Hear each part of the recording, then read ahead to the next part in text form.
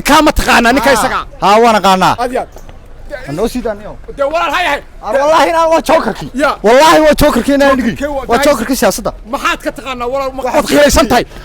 فوق أنت تياترك وين ما كنت تشنيه تياترك وين هرجيسو كل تشنيه يعني كل شوكركي سياسة والله هاي شوكركي سياسة والله غير سيء لا إله إلا الله شوكركي مو أركي شوكركي سياسة وين الشمال أيوه ويكون السلام عليكم ورحمة الله وبركاته وسكرت كارت وكوس سكون هالكي ما هذا هرجيسا ينشوفه dadka waxaan weydiinayaa ninka waxa ay ka yaqaanaan maxamuud xaashi cabdi tookarka siyaasadda bal reer hargeysa maxay ka aaminsan yihiin ma taageersan yihiin ma ka soo horjeedaan ma u codaynayaan maxay ka aaminsan yihiin xisbiga ka sidoo kale isbahaysiga maxay ka aaminsan yihiin dadweynaha reer hargeysa xaafadaha jigjiga yar calaamadda masallaha niyo hargeysa santarka magaalada ayaan ugu tagnay dadweynaha kala duwan ee magaalada hargeysa bal sidee arkaan tookarka siyaasadda maxamuud xaashi cabdi cabdiraxmaan cawaale maxamed baa cabdiraxmaan cawaale maxamed iskirijkaarta ku raysanaya magaalada hargeysa ayaan joognaa ninka isaga ama taqaanaa meel ma ku aragtay maxaad ka taqaanaa wax ka sheeg ninka isaga soortu waa tookarka siyaasadda وانا محمود حاشي عبدي وقدوميه ورسياساتك كاه اسبايسك معارضك كانوا ينورد وينابان هايو اودين كسو جودو نكان وانو عديننا جيد ما لا عرتay jidin ma la martay maxaad ka aragtay ninkaas bariga airport ka haystay ee wasiga durista wada haban marutay nin waxan weeyaan jeebkiisuna uu furay gacantiisuna way furantay ninka waana nin waxan ninkaasna waxa weeyaan ururkiisa isaga wan soo saarayna way siyaasadda inuu imanayna ninkaas muxuu kaga duwan yahay siyaasiyiin badan oo hadda saameyn ku leh Somaliland wuxuu kaga duwan yahay ninkan waxa weeyaan waa nin siyaasi weyn oo ah siyaasiyiinta waaweyn ee Somaliland waana nin dalkan u horseedi kara in wax badan u horseedi kara waa nin tala qaadanaya waa nin hogaamin kara ninkan markaa waxaan leenahay uu soo baxaya ururka ka maalmaha kamid madaxweyne Soomaaliya ma ka noqon karaa ها uu ka noqon karaa xidibadi imika ciidan madaxweynaha lixaad Soomaaliland noqonaya isaguna wuxuu noqonayaa gudoomiyaha ururada ka waana isbahaysiga waanu taageersanay sababta isbahaysiga u taageersatay maxay tahay adeerka waxa weeyaan in Soomaaliland isbedel ka dhaco oo dalka isbedel ka dhaco oo xaashi iyo ciidan isbedel horseedaan oo wadanka maciishadu wax kasta maanta awood maraya dollarka awood maraya maciishada awood maraysa shidaalka awood maraya waxa soo dhan la jabiyo ayaa loo baahan yahay in adeerkiisu dhumar kooda magacaaga waa maxamuud maxamed jaamac way maxamed caawinaar sekretariyaadka ku wareysanaya burcaayon waan joognaa hargeysa su'aashan ku weydiinaya waxay tahay ninka isaga inaad ma taqaana maxaad ka aragtay si wax ka sheeg ما تقانا هذا محمود حاشي عبدي عيدان قرنين مجد عيدان قرن مجد ها maxay uga jeedo marka waxaan uga jeedaa waa joogooyaha siyaasadda Soomaaliland sababtu in uraacana waxa weeye way guuleysanaysaa sida waxa ku cad inuu wadani guuleystay ayaa ku cad maxaa uu soo baxay urur siyaasadeedka kaana inuu soo baxay ayaa saa ku dhacay way sababta maxaad ku cadaynaysaa marka waxaad ku cadaynaysaa maxay heeday ma watay isbahaysiga baarlamaankii cabsaa khaliif ma soo baxay markii dambe ma watay faratoon ma soo baxay imikana wuxuu wataa markii horena waa kii watay Muuse Biixi Cabdi ma soo baxay imikana wuxuu wataa ciro ma soo baxay la iskuma hayo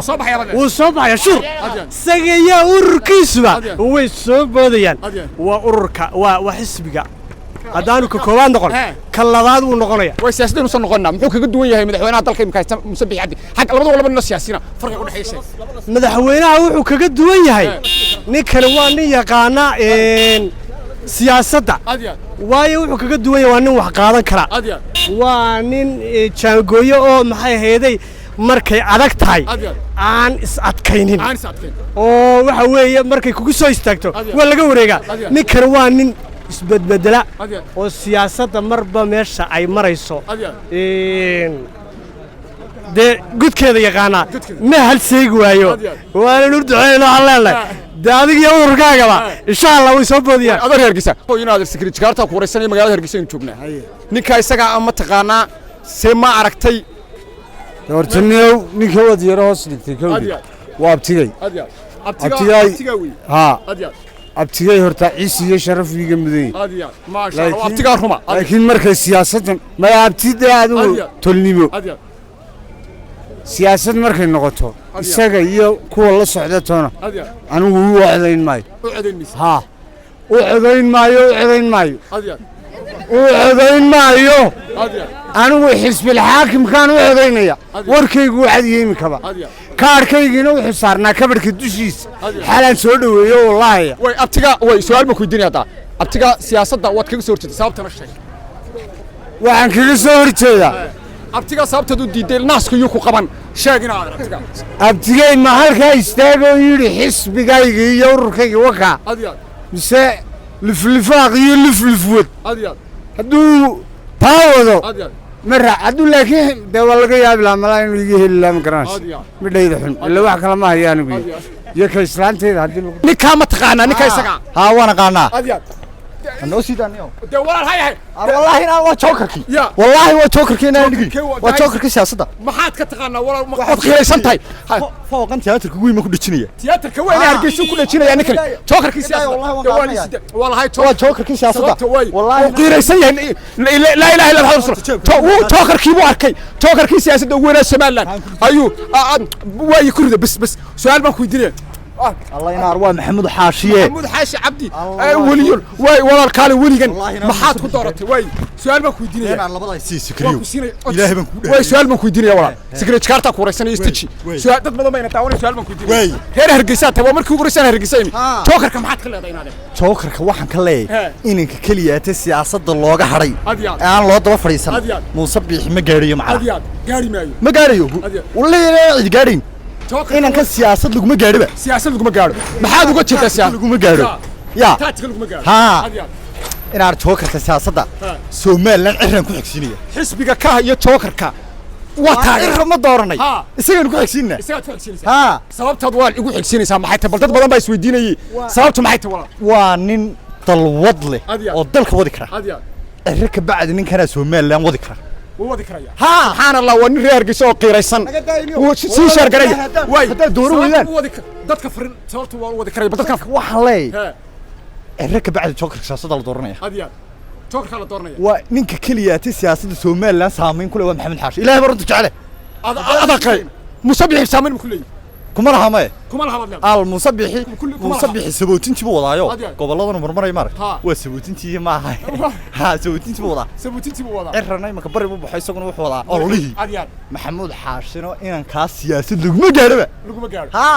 taageerayaasha xisbiga ka iyo isbahaysiga iyo dadka fariinta u diraysa maxay isbahaysiga waxa la urur haday noqoto Maxamed Xaashi la wadanaya musharax madaxweyne haday noqotona cirra la wadanaya والسلام عليكم نكاي سغا ما تقانا ميل كو شيك halkaad ku aragtay aad war ninkan isaga waa garasho uma baahna waa jokerkii siyaasadda weeyaan baal adag weeyaan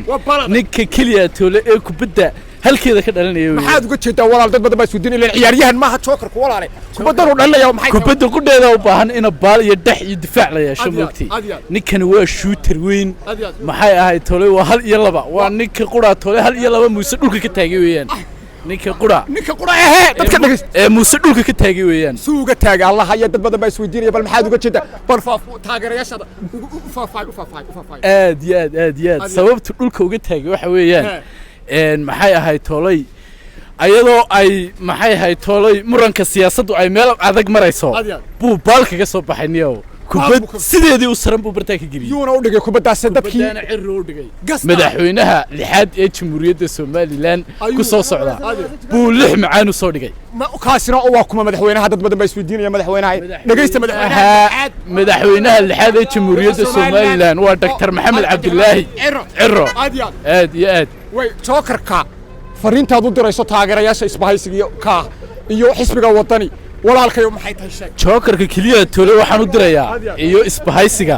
maxay ahayd toolay wixiinu deeniyo duca iyo habaar toono uma baahna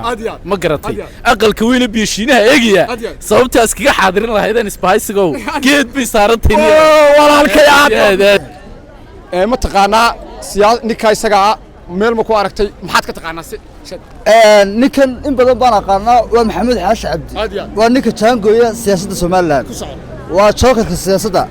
maantana isaga aan dareemayna runtii wax badan bedelay waxa uu isbahaysi la yeeshay xisbiga mucaaradka wadani dee runtii waa dareemi kartaa wuxuu bari ka samaynayo cabdiraxmaanna maanta saaxiil buu tegey gobolladii bariga uu ka soo dhamaaday dee waa dareemi kartaa way waxaad leedahay marka maxamuud xaashi waa siyaasi somalilan wuxuu kaga duwan yahay siyaasiyiinta somalilan sida madaxweyne biixi oo kale runaantii waxaa odhan karaa wuxuu kaga duwan yahay waa siyaasi hal adayg leh waa siyaasi soo jeedintiisu ay aad ugu qiimo badantay soo jeedista kale waa siyaasi in badan somalilan ku dhex jiray berberow ilaa bardhamaad waana siyaasi keliya maanta aan isu leenahay somalilan isagaa joon geynaysa somalilan jookarka siyaasadda haa iyo xisbiga wadani isbahayste waxaan bedeli karaa kulmiye way bedeli karaa way maalin maalmaha ka mid ah madaxweynaha ka noqonaya jamhuuriyadda barakaysanaya somalilan waay wuu ka noqon karaa waana rajaynaa inuu ka noqdo waana ninka ku xiga insha allah bidilaahi kariim cabdiraxmaan xerre ku xigi doona waa dee jookarka siyaasadda waxba lagama qaban karo ayaan leenahay sekretary jakarta bejigiisa sharaf iyo karaamo inaa allah ku sharfo aad iyo aad baad u mahadsantahay hargeysa joognaa sekretary jakarta ku wareysanaya in adeeru ninka ma taqaanaa se balsaawo eeg maxaad ka leedahay maxamuud xaashi cabdis waa jookarka siyaasadda si fiican baan u garanaa waa taqaanaa waa gudoomiyaha way maxaad ka taqaanaa maxaad ka aragtay jid ma la martay maxaad waa nin siyaasi oo aad iyo aad u fiican waana guulaystaha mar kasta uu guulaysanaya dhinacu raacana uu guulaysanaya maxaad ku cadaynaysa markii waxaan ku cadaynaya sifaaliheedu leeyahay nin aad iyo aad u degan aad iyo aad u siyaasad wanaagsan dhinac walba ka wanaagsan guulaysta weeye waana hogaamiye mar kasta siyaasadda guulaysanaya saasana